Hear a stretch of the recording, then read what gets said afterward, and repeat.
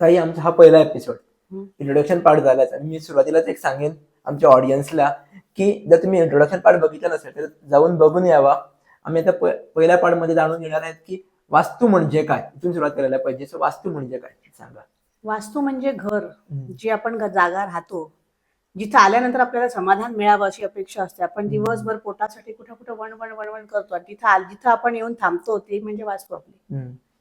ती कशी असावी? एक तर ती दिशेप्रमाणे व्यवस्थित असावी, त्याच्या प्रॉपर दिशा असाव्या. मुख्य म्हणजे उत्तर पूर्व मोकळी असावी, हे त्याचं प्रामुख्याने हे आहे. जागा त्या मोकळ्या हव्या, शुद्ध जागा मोकळ्या हव्या. आता शुद्ध जागा म्हणजे ज्या जागेतून जास्तीत जास्त प्रकाश येतो तशी असावी. ती जागा ब्लॉक असू नये. घरात भरपूर उजेड हवा. जितका घरात जास्त उजेड असेल तितकं सकारात्मकता जास्त असेल, तिथं ऑक्सिजन जास्त मिळतं. एखाद्या काळोखाच्या घरात जाऊन बघा कसं वाटतं.